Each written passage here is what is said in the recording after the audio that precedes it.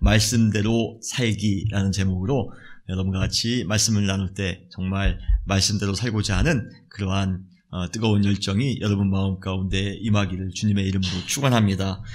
지난주 부활절 설교를 한 주간 내내 묵상하면서 개인적으로 제일 많이 은혜가 되었던 그러한 부분이 있습니다. 바로 예수님께서 자신의 부활을 엠마오로 가는 두 제자들에게 깨닫도록 하기 위해 신비한 현상이나 아니면 기적, 거창한 능력을 보여주신 것이 아니라 성경 말씀을 가르쳐 주셨다는 것입니다. 예수님께서 부활하신 자신을 계시하실 때에, 보여주실 때에 성경 말씀을 가르쳐 주었다는 것이에요. 그 성경 말씀을 듣고 그들이 부활의 주님을 만나면서 했던 그 고백이 제 마음 가운데 일주일 내내 떠나지를 않았습니다. 그들이 어떻게 고백합니까? 길에서 우리에게 말씀하시고 우리에게 성경을 풀어주실 때에 우리 속에서 마음이 뜨겁지 아니하더냐. 우리가 하나님의 말씀을 들을 때에, 우리가 주님께서 성경 말씀을 풀어주실 때에 우리의 마음이 뜨겁지 아니하더냐. 우리 마음 가운데 새로운 열정이 막 생기지 않더냐.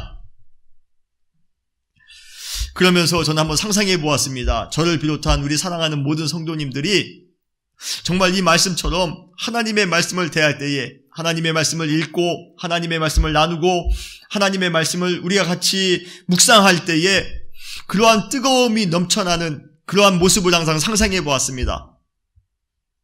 얼마나 멋있을까요?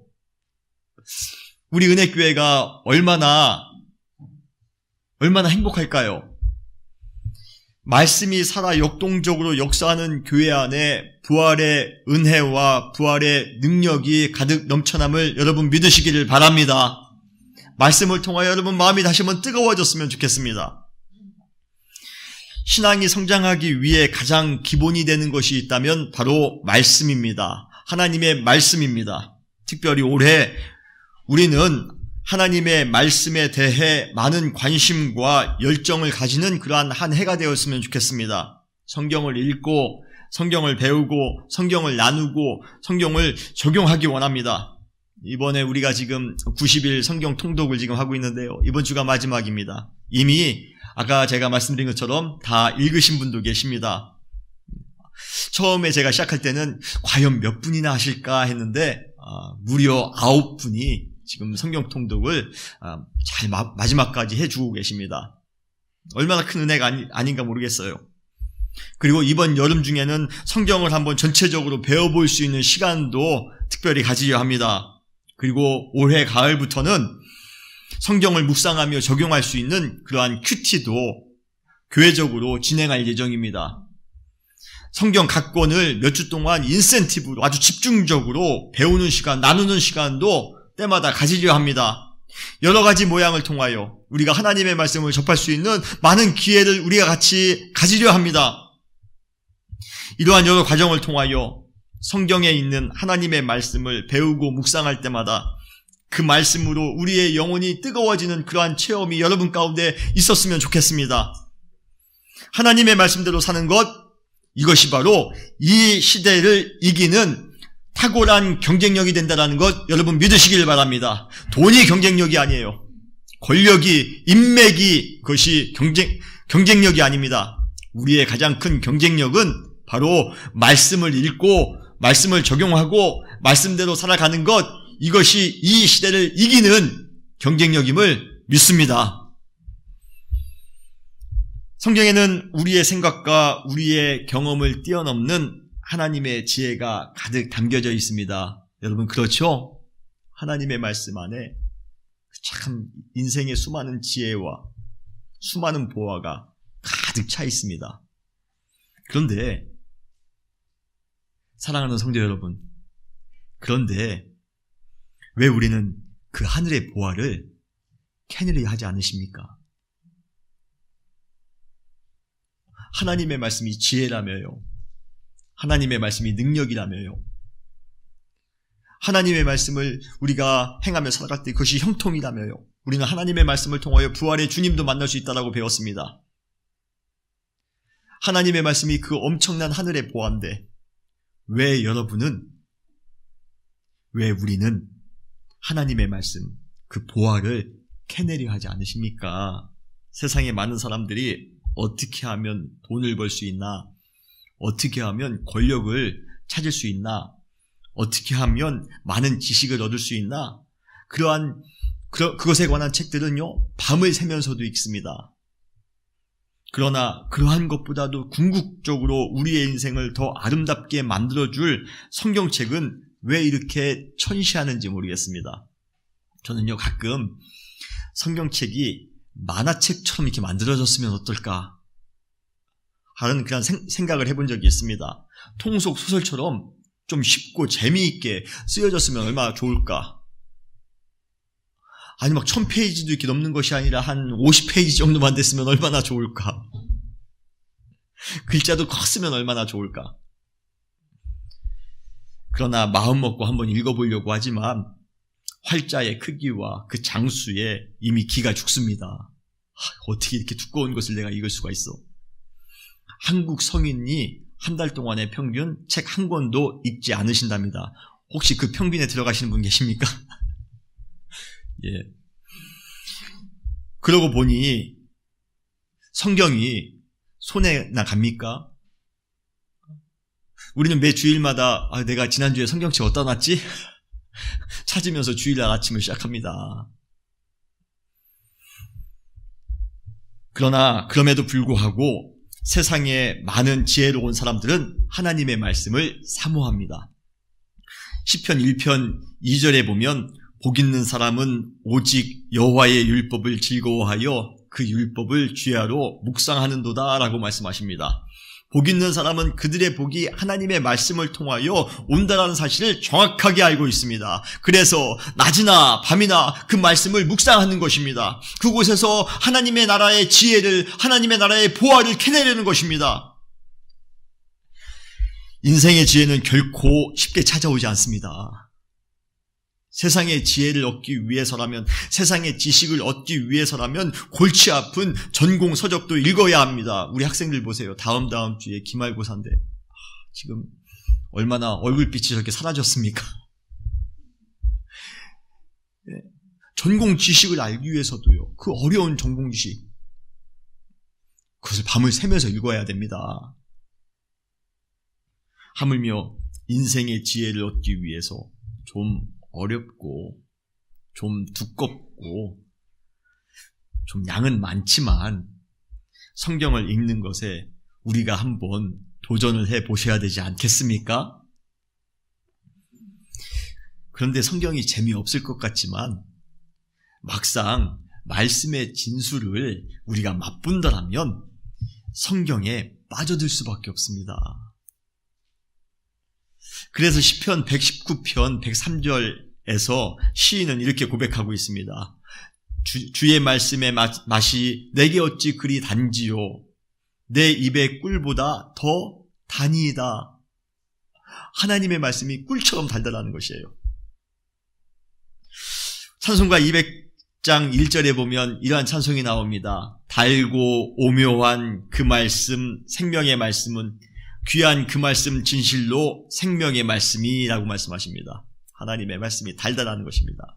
그 오묘함에 빠져들 때마다 그 말씀에 우리가 매료될 수밖에 없다는 것입니다. 우리가 읽는 말씀이 우리의 삶 가운데에 실현되어지는 것을 경험한다라면 그 다음부터는 말씀을 읽는 것이 얼마나 달고 얼마나 흥이 나는지 모릅니다. 여러분, 안중근 의사가 이러한 이야기를 했죠. 하루라도 책을 읽지 않으면 입안에 가시가 돋친다라고 이야기했습니다. 성경 말씀이 꿀처럼 달게 느껴지는 은혜에 들어가면요, 그 이후로부터는 성경을 읽지 않는 것이 불편해집니다. 하루라도 성경을 읽지 않으면, 하루라도 하나님의 말씀을 우리가 묵상하지 않으면 입안에 가시가 돋칩니다. 입안이 텁텁해집니다.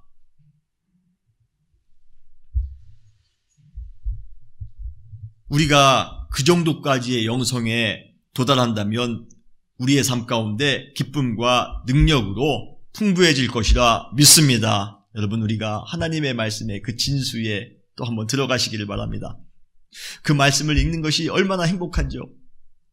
그 말씀을 읽을 때마다, 성경 말씀을 읽을 때마다 우리 마음이 뜨겁지 아니하더냐, 우리의 마음에 새로운 열정이 넘쳐나지 아니하더냐, 그러한 고백이 여러분들 가운데 있으시기를 주님의 이름으로 축원합니다. 믿지 않는 사람들뿐만 아니라 믿는 사람들에게 있어서도 하나님에 관하여 꼭 한 번씩 하는 질문이 있습니다. 제가 참 이러한 질문을 많이 들었습니다. 그 질문은 바로 이것입니다. 보이지 않는 하나님은 보이지 않는데 그 보이지 않는 하나님을 어떻게 알 수 있느냐라는 것입니다. 첫 번째, 어떤 사람은 보이지 않기에 하나님은 없다고 주장하는 사람도 있습니다. 시편 14편 1절에 보면 어리석은 자는 그 마음에 이르기를 하나님이 없다 하는도다 라고 이야기합니다. 보이지 않는 하나님은 안 계시다라는 것이에요.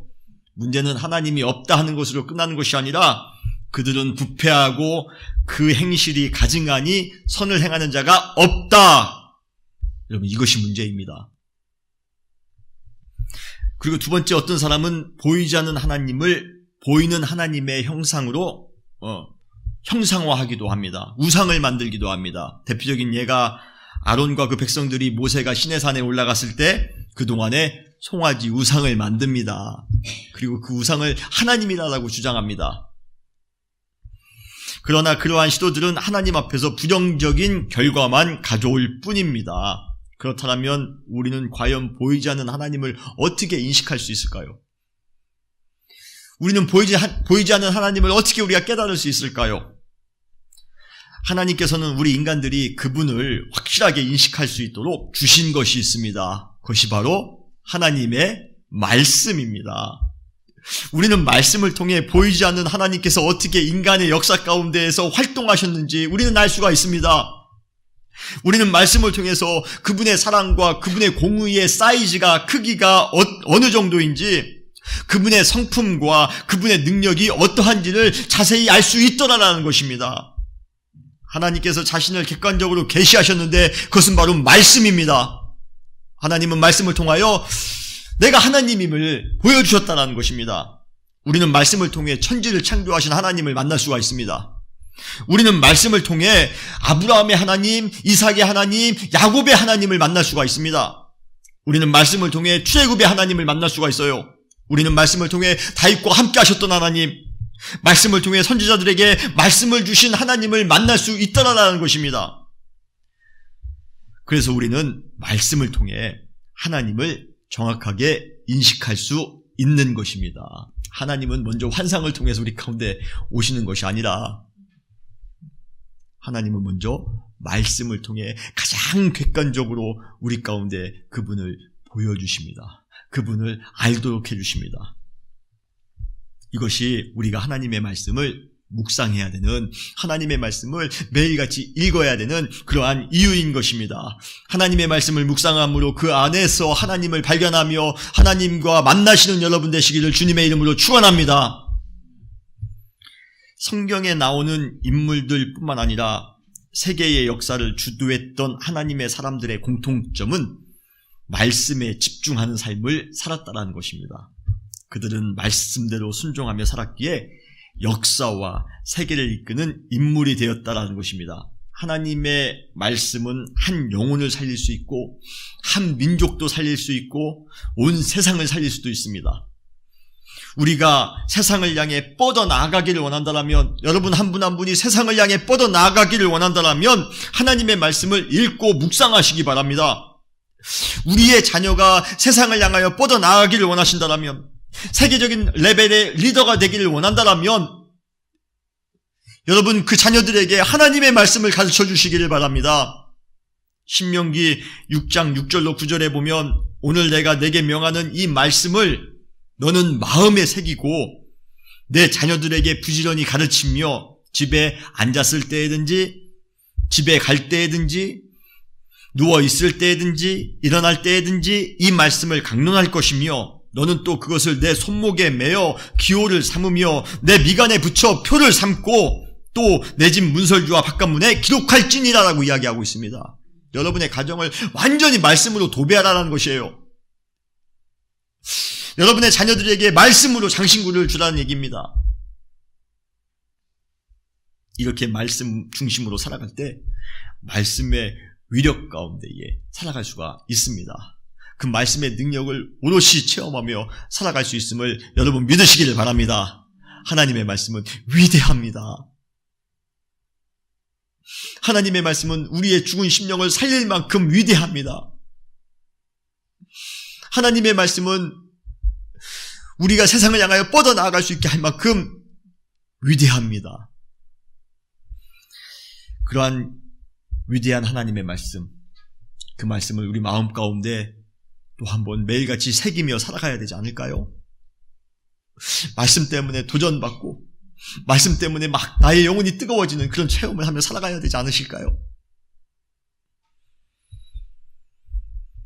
그렇다면 하나님의 말씀이 왜 위대한지 우리는 그 이유를 함께 알아보기를 원합니다. 첫 번째, 하나님의 말씀이 위대한 이유는 하나님의 말씀은 영원하기 때문입니다. 믿으십니까? 오늘 본문에 보면 이러한 구절이 나옵니다. 풀은 마르고 꽃은 시드나 우리 하나님의 말씀은 영원히 서리라. 할렐루야.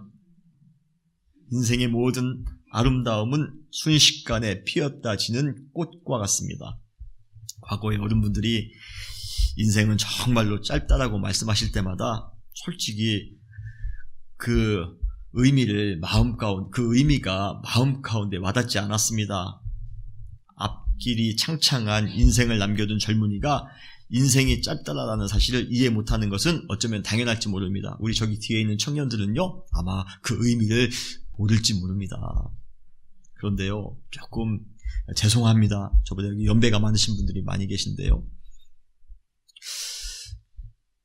조금 나이를 먹으면서 정말 인생이 짧구나라는 것을 마음 가운데 느끼기 시작했습니다. 저도 아마 여기 계신 분들은 대부분 어른분들하고 제가 이야기할 때마다 참 인생이 참 짧아요. 그런 말씀들 참 많이 하시지 않습니까?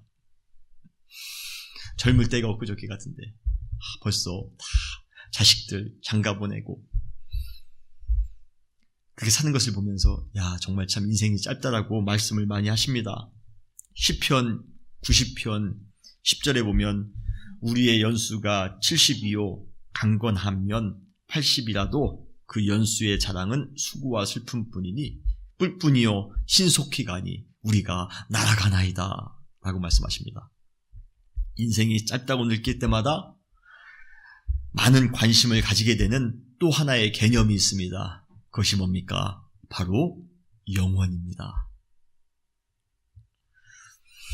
순간의 인생 저 너머에 있는 영원은 얼마만큼의 시간일까요? 얼마만큼의 긴 시간일까요? 아마 시간적인 측정이 불가능한 그런 단위가 아닐까 시작합니다. 우리 창세기의 태초의 시간이 시작이 되어집니다. 그리고 요한계시록의 종말로 끝납니다. 태초의 이전 시간과 종말 이후의 시간, 무한대의 시간, 이것이 바로 영원입니다. 그 영원을 우리가 측량할 수가 없습니다. 그러한 영원이라는 그러한 어마어마한 시간의 길이 속에 우리의 인생의 시간은 정말 한 점에 불과할 것입니다.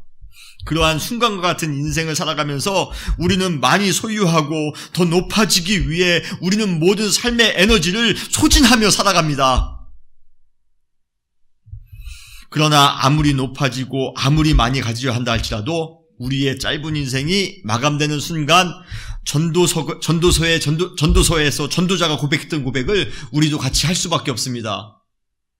전도서 1장 2절 뭐죠? 헛되니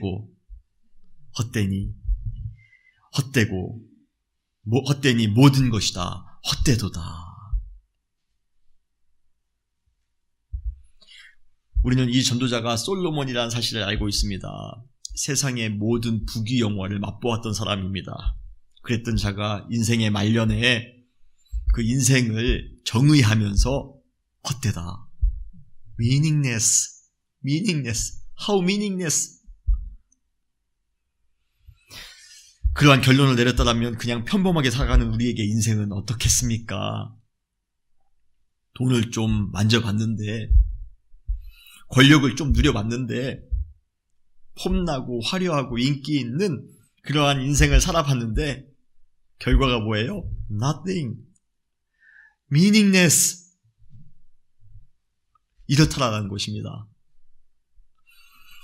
영원의 가치를 아는 사람은 짧은 인생을 살아가면서 절대로 교만하거나 거만하지 않습니다. 그리고 아무것도 아닌 것에 인생의 에너지와 열정을 축내며 살아가지 않습니다. 그들은 영혼을 기대하기에 현재의 삶을 가치 있게 갖고 나아가기 위하여 매일같이 노력합니다. 우리는 바로 그러한 영혼을 말씀을 통하여 발견할 수가 있는 것입니다. 하나님께서 영원한 존재이시기에 그분의 말씀 또한 영원입니다. 돈도 권력도 세상의 친구도 결코 영원할 수 없습니다. 그것들을 추구하면 추구할수록 우리 인생은 헛된 것이 될 뿐입니다. 그러므로 영원토록 변함없는 하나님의 말씀에 근거하여 사는 사람은 풀과 같이 쉽게 마르는 짧은 인생을 아등바등하게 소모적으로 살지 않습니다. 오히려 그들은 항상 승리가 보장된 것처럼 흔들림 없이 의연하게 살아갈 수가 있습니다. 변하는 것에, 순간적이고 감각적인 것에 여러분 기준을 두며 살지 마시기 바랍니다. 기준은 변하지 않아야 합니다. 말씀이 영원하다고 할 때 절대로 변하지 않는 것을 의미합니다. 그래서 말씀은 영원한 진리입니다. 영원한 스탠다드, 영원한 기준입니다. 인생을 마감하는 순간 내가 의지해왔던 것들이 nothing, meaningless,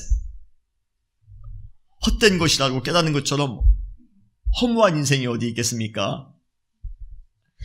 영원히 변함없고 영원히 기준이 될 하나님의 말씀을 의지하며 살아가시는 여러분 되시기를 주님의 이름으로 축원합니다. 그때 우리는 비로소 의미 있는 인생을 살아가게 될 것입니다. 하나님의 말씀은 영원합니다. 두 번째로 하나님의 말씀이 위대한 이유는 우리의 내면을 솔직하게 진단해 주기 때문입니다. 아무리 나 자신이 잘났다고 잘난 척한다 할지라도 모든 인간은 누구나 숨기고 싶은 부끄러운 내면을 가지고 있습니다. 누구에게도 그 내면이 들키면 큰일 납니다. 망신당하기 쉽습니다. 그래서 우리는 그러한 내면을 들키지 않기 위해서 화려함으로 포장을 하곤 합니다. 그리고 어떠한 경우에는 우리가 가지고 있는 추악한 내면을 의도적으로 무시하기도 합니다. 몇 년 전에 어떠한 대학교의 교수가 학생을 아주 무자비하게 폭행한 사실이 발각돼 사회적으로 큰 이슈가 된 때가 있습니다. 교수라면요, 그래도 인격자라고 우리는 생각합니다. 교수 정도 됐으면요, 높은 교양을 우리는 소유했다라고 생각하지 않습니까? 그런데 그 사건으로 인해 그의 내면은 낱낱이 들통나고 말았습니다. 들키지 않으려고 한동안 자기 자신을 포장해 왔었는데 들킨 순간 자기의 모든 것이 다 와르르 무너졌다는 것이에요.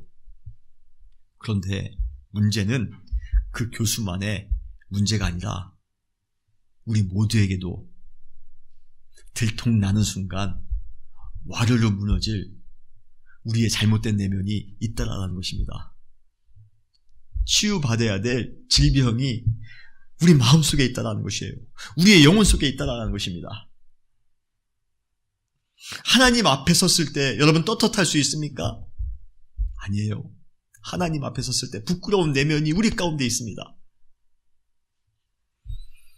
누가복음 12장 2절에 보면 감추인 것이 드러나지 않을 것이 없고 숨긴 것이 알려지지 않을 것이 없나니라고 말씀하십니다. 아무리 숨기려고 노력하지 마세요. 아무리 감추려고 노력하지 마세요. 들통나게 돼 있습니다. 우리의 내면에 있는 질병과 중독을 평생 감출 수 있다고 생각하면 오산입니다. 결정적인 순간에 폭로되면 인생은 걷잡을 수 없을 만큼 몰락하게 되어져 있습니다. 병에 걸린 사람이 아무리 화장을 한다 할지라도, 그리고 그 병을 무시한다 할지라도 그 통증이 사라지는 것이 아닙니다. 그 병이 없어지는 것이 아닙니다. 더 악화될 뿐입니다. 그런데 이 고집센 인간은 말기 진단을 받을 때까지도 자신의 병든 내면을 가리기에만 급급합니다. 암 환자들에게 있어 초기에 병을 발견하는 것은 은총입니다. 마찬가지로 내면이 병든 우리도 빨리 진단을 받는 것이 은총입니다. 그런데 우리의 내면을 정확하게 회부해주며 정확하게 진단해주는 것이 있다는 것이에요. 그것이 무엇입니까? 하나님의 말씀입니다. 여러분, 하나님의 말씀으로 여러분의 내면을 진단받으시기 바랍니다. 히브리서 4장 12절로 13절에 보면 말씀을 통한 영적 해부 장면을 아주 적나라하게 묘사하고 있습니다. 하나님의 말씀은 살아있고 운동력이 있어 좌우의 날선 어떠한 검보다도 예리하여 혼과 영과 및 관절과 골수를 찔러 쪼개기까지 하며 또 마음의 생각과 뜻을 판단하나니 지으신 것이 하나도 그 앞에 나타나지 않음이 없고 우리의 결산을 받으실 이의 눈앞에 만물이 벌거벗은 것 같이 드러나느니라 라고 말씀하고 계십니다. 우리의 내면이 사람들 앞에 들통나게 되면 큰 망신이며 낭패입니다. 아마 그럴 경우 우리는 치유와 회복이 완전히 불가능할 수도 있습니다. 완전히 망가질 수가 있습니다.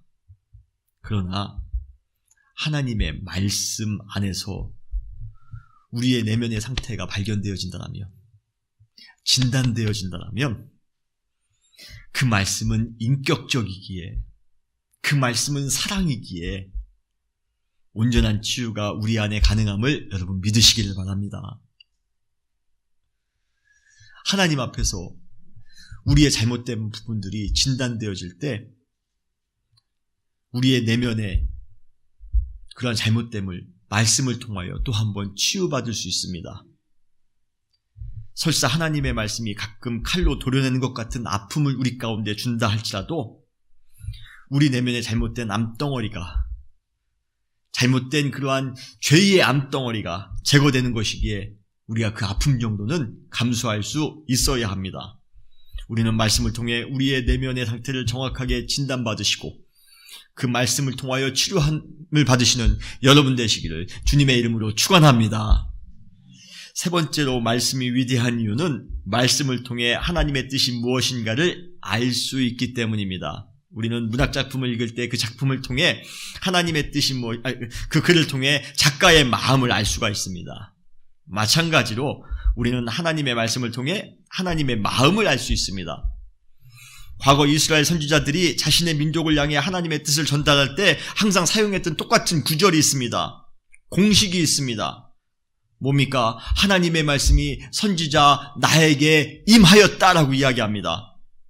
결국 하나님의 말씀은 어떠한 사람이나 공동체를 향한 하나님의 뜻과 하나님의 계획입니다.